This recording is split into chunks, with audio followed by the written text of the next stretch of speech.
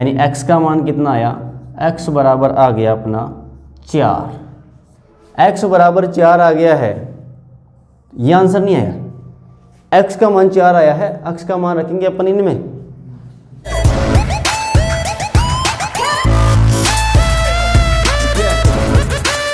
तो चलो बेटा अपन अब देखते हैं 8वां प्रश्न अपना 2.2 का। 3 लगातार पूर्णांक बढ़ते क्रम में लेकर उन्हें क्रमशः 2, 3 और 4 से गुणा कर योग करने पर योगफल कितना प्राप्त होना चाहिए, 74 यानी 74 प्राप्त होता है। तो तीनों पूर्णांक ज्ञात कीजिए। प्रश्न बहुत सीधा सा है, बस प्रश्न को क्या समझना है, 3 लगातार पूर्णांक है। तो अपन पहले क्या मान लेते हैं, माना प्रथम पूर्णांक, जो अपने 3 पूर्णांक है ना, उसमें से अपन ने प्रथम पूर्णांक को x मान लेंगे। क्या मान लेंगे, x मान लेंगे। प्रथम पूर्णांक बराबर x है और 3 लगातार है, तो दूसरा पूर्णांक क्या होगा, दूसरा व तीसरा जो पूर्णांक होगा वो अपना क्रमशः का मतलब पहले दूसरा, यानी दूसरा अगर अपन किसी पूर्णांक में 1 जोड़े तो अगला पूर्णांक आ जाएगा, और फिर 2 जोड़ दे तो उसके अगला आ जाएगा। यानी एक तरह से लगातार 3 संख्याएं x है, x+1 और x+2। ठीक है, ये तो हो गए अपने 3 पूर्णांक, अपन ने x माना तो 3 पूर्णांक निकल आए। अब आगे कह रहा है कि उन्हें क्रमशः 2, 3 और 4 से, यानी x को करेंगे 2 से, x+1 को करेंगे 3 से और x+2 को करेंगे 4 से गुणा कर योग करने पर योगफल क्या हो गया, 74। यानी प्रश्न क्या कह रहा है, प्रश्न के अनुसार सेट कर लेते हैं सीधा। प्रश्न अनुसार क्या स्थिति बन रही है, x को गुणा करेंगे 2 से, 2x प्लस x+1 को गुणा करेंगे 3 से, 3 गुणा x+1 प्लस x+2 को करेंगे 4 से, x+2 जोड़ लिया, गुणा करके योग करने पर क्या प्राप्त होना होगा, 74 यानी 74। ये बन गई अपनी समीकरण सोल्व करते हैं, x का मान निकालते हैं और अपना प्रश्न सोल्व हो जाएगा। 2x प्लस 3 को x से गुणा किया 3x और 3 एकम 3, ब्रैकेट में दोनों संख्याओं से 3 गुणा होगा, प्लस 4 को x से गुणा करेंगे 4x और 2 से करेंगे 4 दूना बराबर हो गए 74। x से कितने, 2x, 3x और 4x, कितने x हो गए, 2 और 3 5, 5 और 4 हो गए 9x, प्लस संख्या कितनी हो गई 3 और 8, 3 8 11 बराबर हो गए 74। 9x बराबर 74 में से माइनस हो जाएंगे 11, प्लस के हैं पक्षांतरण करेंगे तो कहाँ जाएंगे, माइनस में। ठीक है, तो 9x का मान हो गया, 9x बराबर हो गए अपने 63। तो x बराबर 63 में भाग दे दो 9 का, बट्टा चला जाएगा 9 क्योंकि इधर गुणा में है, 9 7 x बराबर क्या आया बेटा, x बराबर आया अपना 7, x बराबर 7 आ गया। समीकरण को सोल्व करने पर x का मान 7 आ गया। x का 7 होने का मतलब प्रथम पूर्णांक माना था ना अपन ने, x क्या माना था, प्रथम पूर्णांक को अपन ने x माना था, तो अपना प्रथम पूर्णांक हो गया 7। तो आगे के पूर्णांक क्या है 7, तो x प्लस यानी 7 प्लस 1 यानी 8 और 7 प्लस 2 यानी कि 9। अतः पूर्णांक हैं अपने जो अपने को लगातार पूर्णांक ज्ञात करने थे 7, 8 और 9, ये अपना हो जाएगा आंसर। जैसा प्रश्न कह रहा है बस अपने को वैसे समीकरण प्राप्त कर लेनी है और समीकरण को सोल्व करके बहुत आसान है। अगर प्रश्न अच्छे से समझ लिया तो आप समीकरण बना पाओगे, समीकरण बन गए तो समीकरण सोल्व हो जाएगी। 3 लगातार पूर्णांक, एक पूर्णांक x है तो लगातार x+1 और x+2 आ गए, और आगे इनको 2, 3 और 4 क्रमशः 2, 3 यानी 2 तो गुणा होगा पहले पूर्णांक से, 3 गुणा होगा दूसरे पूर्णांक से और 4 गुणा होगा तीसरे पूर्णांक से। गुणा करा और उसको जोड़ा तो बराबर किसके बराबर रखेंगे, 74 के, और समीकरण को सोल्व करेंगे तो आंसर कितना है अपना, तीनों पूर्णांक है 7, 8 और नो। ठीक है, देख लो अच्छे से। कोई दिक्कत है क्या, कोई डाउट है इस प्रश्न में? नहीं है, आगे बढ़े। देखो नवा प्रश्न देखो ध्यान से। राहुल और हारून की वर्तमान आयु में अनुपात दे रखा है 5:7 और 4 वर्ष बाद उनकी आयु का योग हो जाता है 56 वर्ष हो जाएगा। दो स्थितियां दे रखी है, पहले आयु का अनुपात दे रखा है और दे रखा है कि दूसरी स्थिति में 4 वर्ष बाद योग कितना हो जाता है दोनों की आयु का, 56 वर्ष। तो दोनों की क्या वर्तमान आयु अपने को ज्ञात करनी है। ठीक है, तो सबसे पहले जहां भी अनुपात दे रखा हो, सीधा अनुपात का राहुल का अनुपात है 5 और इसका है हारून का 7। माना, ध्यान से देखो बेटा, माना कि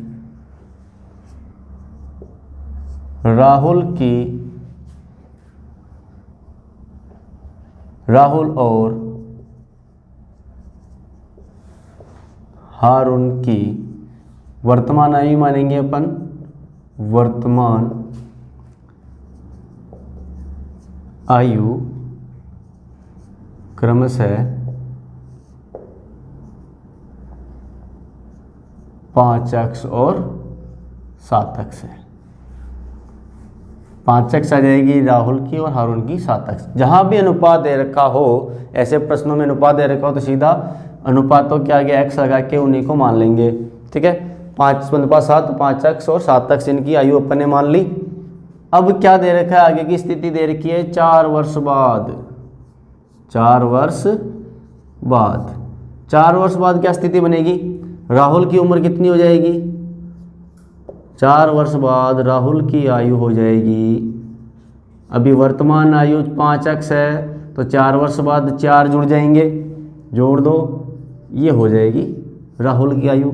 हारून की कितनी हो जाएगी, हारून की वर्तमान आयु कितनी है, 7x है, 7x में भी 4 जोड़ दो, ये हो जाएगी 4 वर्ष बाद की आयु। ये राहुल की 4 वर्ष बाद की आयु और ये हारून की 4 वर्ष बाद की आयु। अब क्या है, 4 वर्ष बाद की आयु का योग 56 हो जाता है। क्या है स्थिति, अब जो स्थिति दे रखी है उसके अकॉर्डिंग प्रश्न को अपने समीकरण बना लेते हैं। 5x + 4 राहुल की आयु, उसमें जोड़ देते हैं 4 वर्ष बाद की हारून की आयु जो अपन ने प्राप्त कर ली है। दोनों को जोड़ने पर योग हो जाता है 56। बन गई अपनी समीकरण। समीकरण को सॉल्व करेंगे, x का मान निकालेंगे, जो x का मान आएगा वो इसमें रखेंगे और हारून और राहुल की आयु निकाल लेंगे। बस इतना ही करना है। चलो देख लेते हैं, सॉल्व कर ही लेते हैं इसको। 5x + 4 + 7x + 4 = 56। 5x और 7x कितने हो गए, 12x + 4 और 4 8 = 56। 12x इधर रहेंगे, 56 में से माइनस कर देंगे 8, पक्षांतर करेंगे 8 को उधर भेजेंगे तो 12x बराबर हो गए, 56 में से 8 गए तो 48 बचेंगे। तो x का मान कितना आ जाएगा, 48 में भाग दे देंगे 12 का, क्योंकि x के साथ 12 गुणा में है तो 48 के साथ भाग में चले जाएंगे। 12 एकम 12, 12 चौक 48, यानी x का मान कितना आया, x बराबर आ गया अपना 4। x बराबर 4 आ गया है, ये आंसर नहीं आया, x का मान 4 आया है। x का मान रखेंगे अपन इनमें, अतः राहुल की वर्तमान आयु क्या हो जाएगी, राहुल की वर्तमान आयु 5x अपन ने मानी थी तो 5, x का मान रखेंगे 4 तो 5 × 4 5 20 वर्ष। उसी प्रकार हारून की वर्तमान आयु कितनी हो जाएगी, 7 मानी 7x थी, 7x मानी थी ना अपन, इंटू 4 7 चौक 28 वर्ष। इस प्रकार राहुल की आ गई 20 और हारून की आ गई 28 वर्ष। ये हो जाएगा अपना आंसर। एक बार और देख लो, राहुल और हारून का अनुपात दे रखा आयु का वर्तमान का, तो अपन ने वर्तमान आयु मान ली अनुपातों के हिसाब से ही 5x और 7x। उसके बाद क्या है, 4 वर्ष बाद की स्थिति दे रखी है तो दोनों में 4-4 वर्ष ऐड कर देंगे कि 4 वर्ष बाद बढ़ेगी ना, वर्तमान आई है तो 4 वर्ष बाद 4-4 और ऐड कर दो और उसके अनुसार उनको फिर दोनों को जोड़ दो, बराबर 56 हो जाएगा। समीकरण बन गई, समीकरण को सोल्व करो, x का मान निकालो, वापस x का मान दोनों की आयु में रखो, वर्तमान जो मानी थी, और 20 वर्ष और 28 वर्ष दोनों की आयु आ जाएगी। ठीक है, तो ये हो गया अपना 9वां प्रश्न। अब बढ़ते हैं 10वें प्रश्न की तरफ। वीडियो कैसा लग रहा है, प्रश्न समझ में आ रहे कि नहीं आ रहे, ऑनलाइन देखने वालों के ये जरूर बताएं। ठीक है, कमेंट करके, अगर कोई प्रश्न समझ में नहीं आ रहा तो उसका बताएं।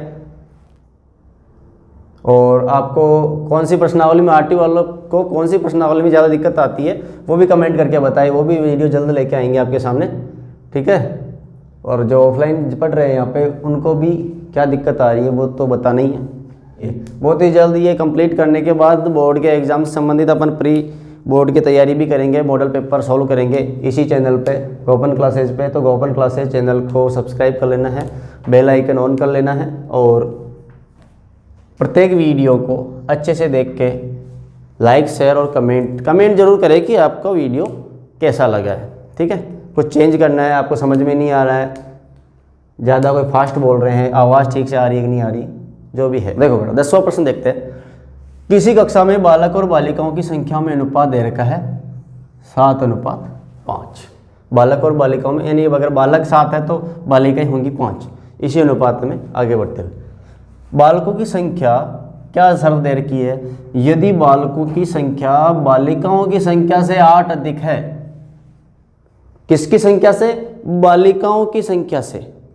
क्योंकि बालकों की तो कक्षा में कुल विद्यार्थी कितने हैं, चलो देख लेते हैं, इसका भी अभी सामने आ जाएगा अपने को कि कितने बालक और कितने बालिकाएं। माना बालक व बालिकाओं की संख्या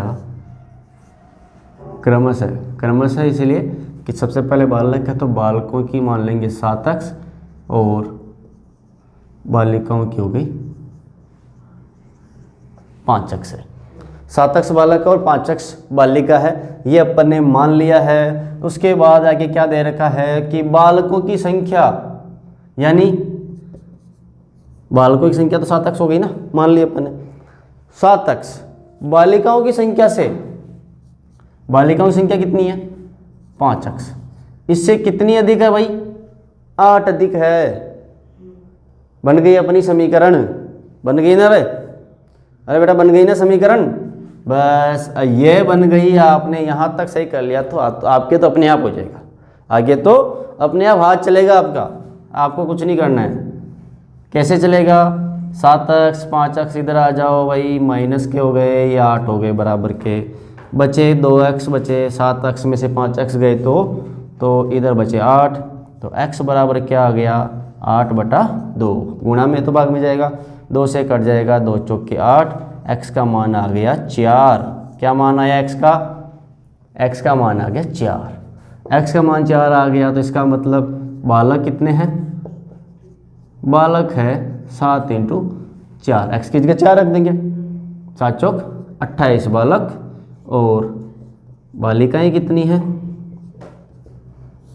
बालिकाएं 5 × 4, 5 चौक 20, 28 तो बालक बॉयज़ और 20 बालिकाएं यानी गर्ल्स। ये हो गया अपना आंसर। अब इनको सरलतम अनुपात में बदलते हैं, वापस चेक कर लेते हैं एक बार क्या अपना आंसर सही है क्या। तो 28:20, 4 से कटेगा 7 चौक 28 और 4 × 5 20, अनुपात आ गया सरलतम 7:5।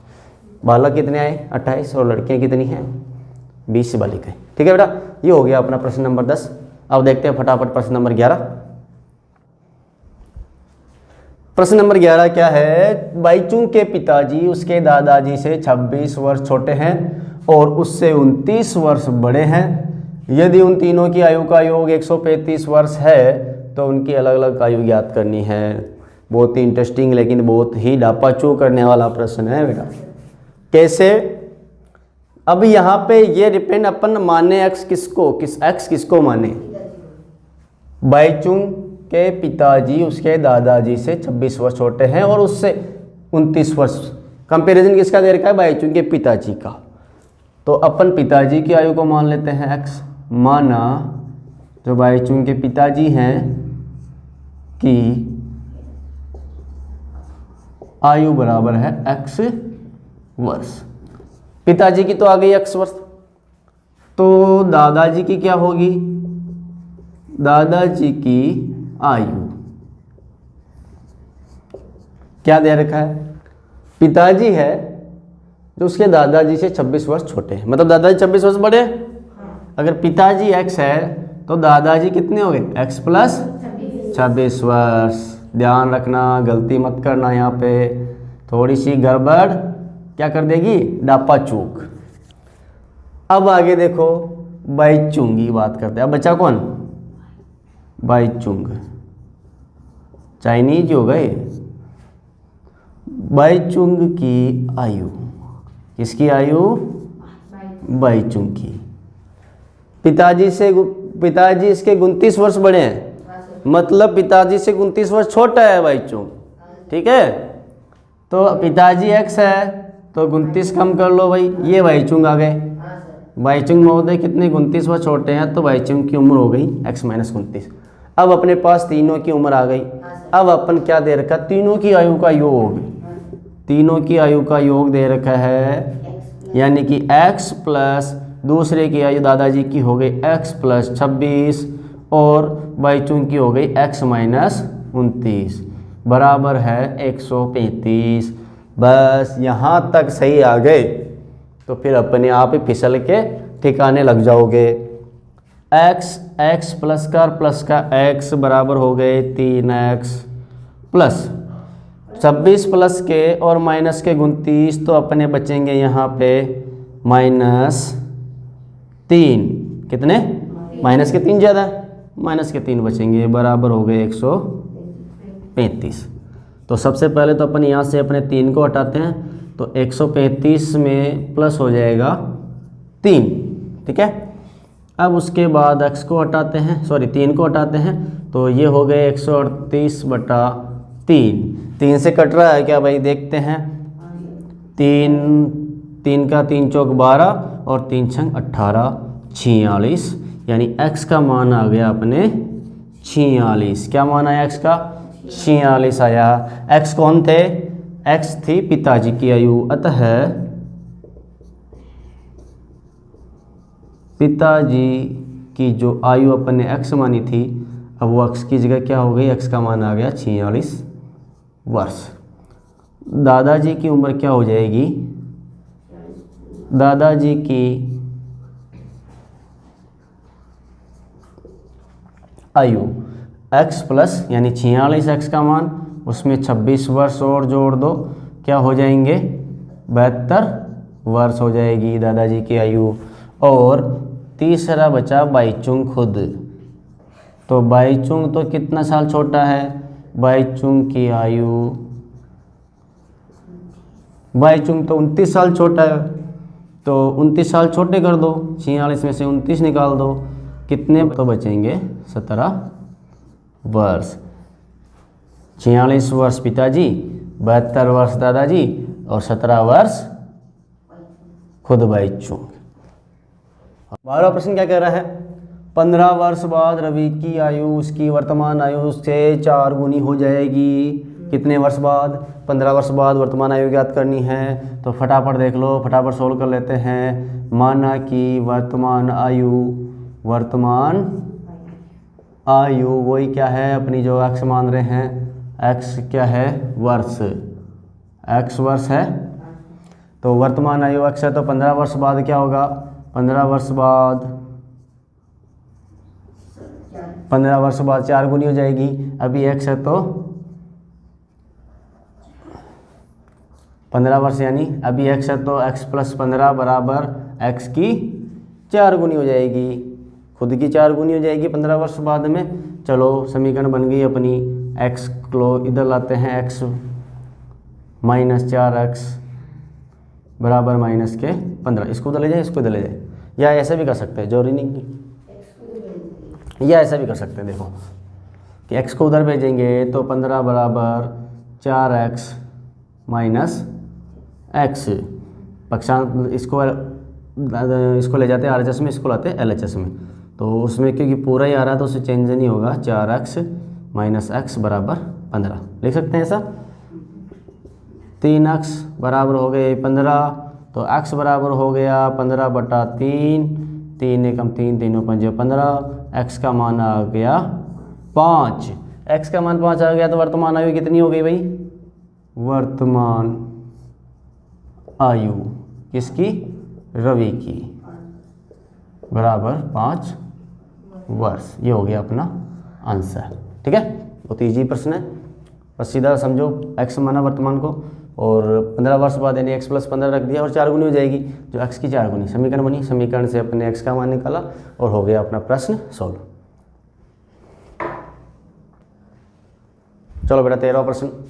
13वां प्रश्न क्या है? एक परिमेय संख्या 5/2 से गुणा कर 2/3 जोड़ने पर -7/12 प्राप्त होता है। परिमेय संख्या x है, मानेंगे अपन x, माना परिमेय संख्या जो है वो है x। तो सीधा प्रश्नानुसार क्या स्थिति है?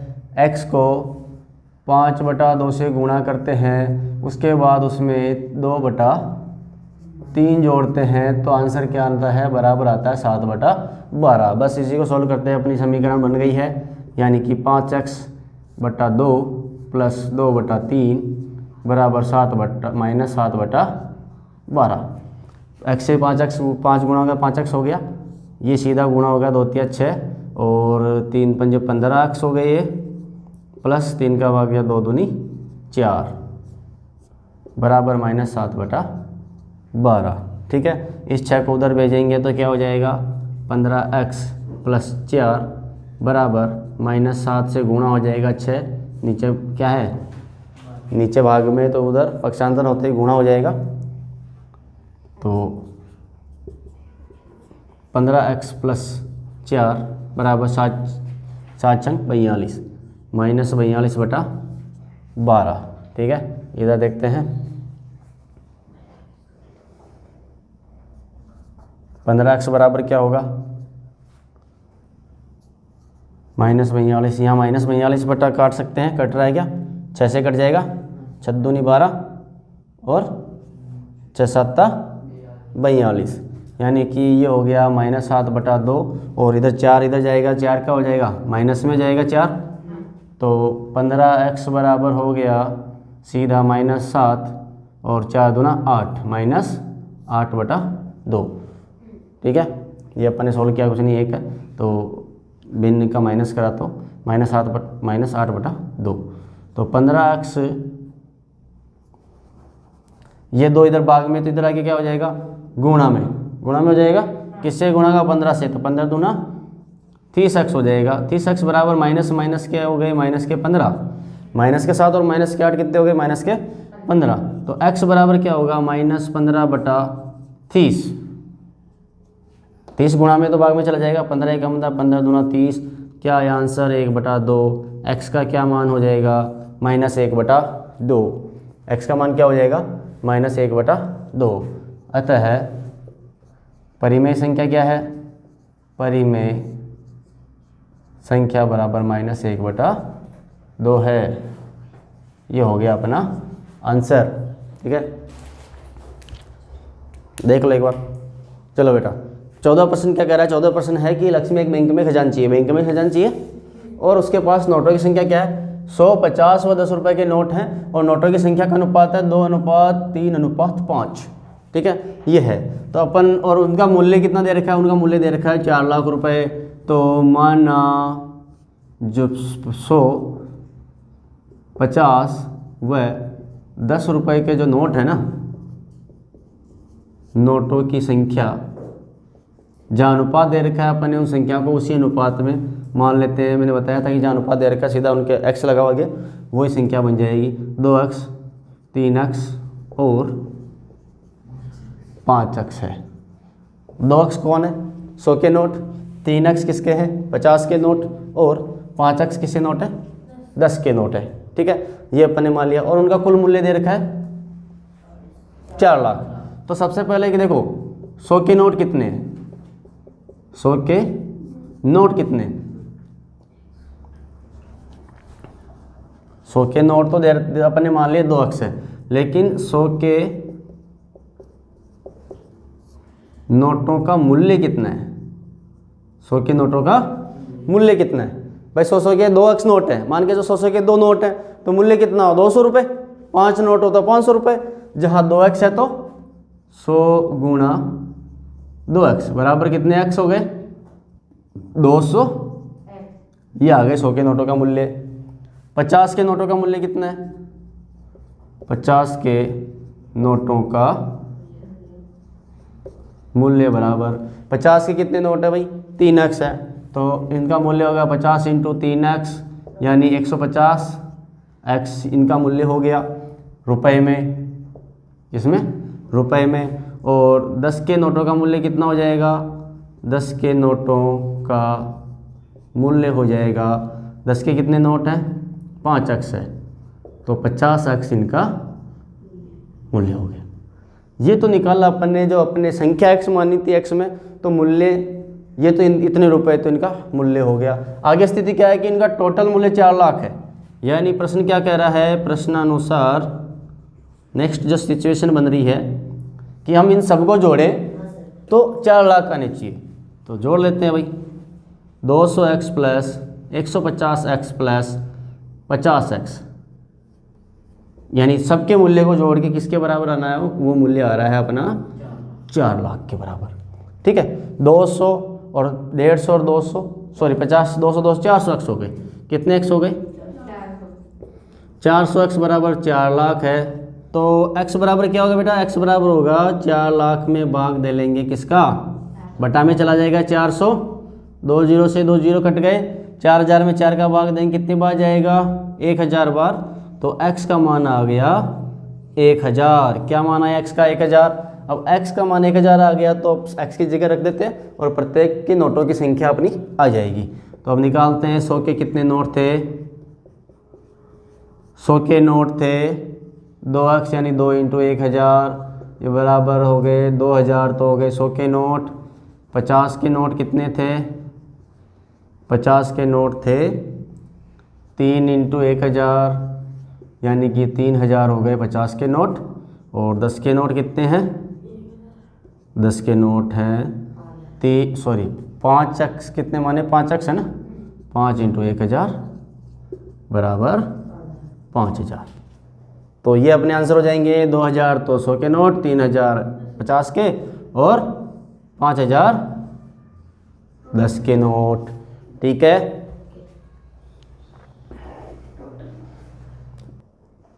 देखो बेटा 15वां प्रश्न क्या है कि 300 रुपये मूल्य के 1 रुपये के 2 रुपये के और 5 रुपये के सिक्के हैं।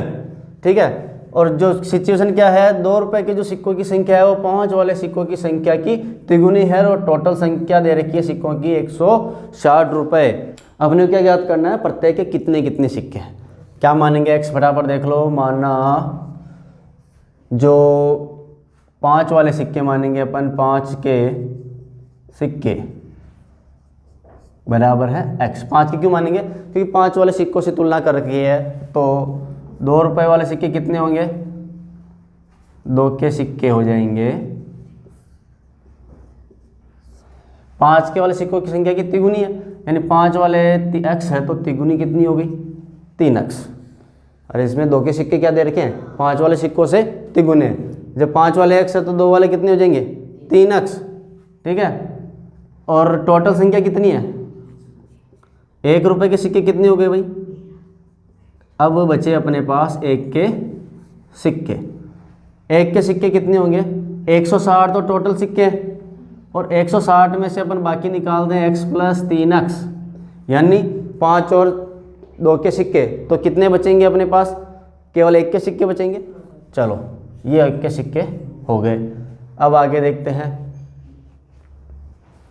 देखो 1 रुपये के सिक्के निकाल लिए अपने। अब टोटल मूल्य दे रखा है 300 रुपये, यानी हम सिर्फ सबका मूल्य निकालेंगे, संख्या को रुपयों से गुणा करते हैं। 5 into x plus 2 into 2 3x, क्योंकि 2 के हैं 3x और 1 इंटू ये 1 के सिक्के। तो टोटल कितने हो गए 5x प्लस 3 दूना 6x प्लस ये यू का 160 माइनस 4x। ये कितना मूल्य है टोटल दिया हुआ है 300। 300 के बराबर रखते हैं 5 और 6x और माइनस 4 कर दो तो 6 5 और 6 11, 11 में से 4 गए तो कितने बच गए 7x। 7x बराबर कितना हो जाएगा 300 में से 160 माइनस कर देंगे, 160 उधर जाएगा तो माइनस हो जाएगा। 300 में से 160 गया तो कितना बचा 140। 7x बराबर 140 बचा तो x बराबर क्या होगा 140 में भाग देंगे 7 का, 7 दूनी 14 यानी 20। x का मान कितना आया x के बराबर आ गया 20। तो 1 रुपये के सिक्के कितने हैं 1 रुपये के सिक्कों की संख्या हो जाएगी 160 में से 4x निकालेंगे यानी कि 4 इंटू 20 निकालेंगे 160 माइनस 80 बराबर 80 यानी 80 सिक्के तो हो जाएंगे। 2 रुपये के सिक्कों की संख्या कितनी है 3x यानी 3 गुणा x का मान कितना आया था अपने 20 यानी 60 सिक्के हैं 2 रुपये के। और 5 रुपये के सिक्कों की संख्या कितनी होगी x मानी थी यानी 20 सिक्के होंगे किसके 5 रुपये के। 80 सिक्के 1 रुपये के, 60 सिक्के 2 रुपये के और 20 सिक्के 5 रुपये के। चलो प्रश्न नंबर 16 क्या है, एक प्रतियोगिता में प्रत्येक विजेता को 100 रुपये दिए जाएंगे और विजेताओं को छोड़ के प्रत्येक प्रतिभागी को कितना दिया जाएगा 25 रुपये का पुरस्कार। और टोटल पुरस्कार राशि कितनी बटनी है 3000 रुपये और प्रतिभागी जो भाग ले रहे हैं प्रतियोगिता में कितने हैं 63 है। तो अपने को क्या करना है विजेताओं की संख्या निकालनी है। तो मान लेते हैं माना विजेताओं की संख्या कितनी है x है। विजेताओं की संख्या जब x है तो विजेताओं में बांटी गई राशि कितनी होगी विजेताओं में बांटी गई राशि। भाई एक पर विजेता को 100 रुपये बांट रहे हैं ठीक है, तो x विजेताओं कितने बांटेंगे 100x रुपये। एक विजेता को x 100 रुपये बांट रहे तो x विजेताओं कितने हो जाएंगे। और प्रत्येक प्रतिभागी बच्चे कितने विजेता 63 प्रतिभागी है। विजेता अगर निकाल दे जाएं तो शेष प्रतिभागी कितने आएंगे, शेष प्रतिभागी आ जाएंगे 63। तो टोटल प्रतिभागी है 63 में से अपन x निकाल दें तो बाकी प्रतिभागी बच गए ठीक है। और बाकी प्रतिभागियों में कितनी राशि बटनी है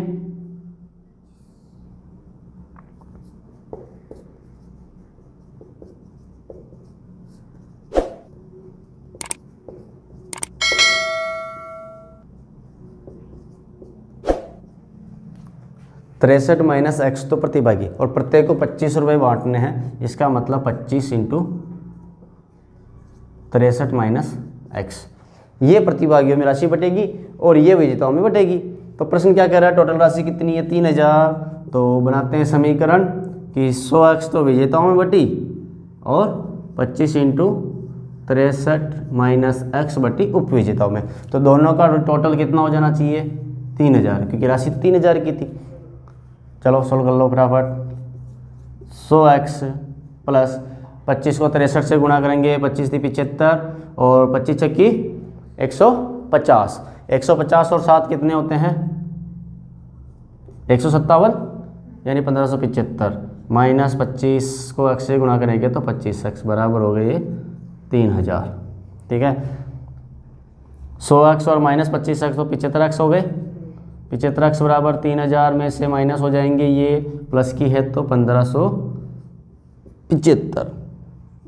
75x बराबर 3000 में से 1575 को माइनस करो फटाफट। 75 को माइनस करो कितने हो गएंगे 1425 बचेंगे 1425। तो x का मान कितना हो जाएगा x का मान हो जाएगा x बराबर 1425 से भाग लगा दो 75 का।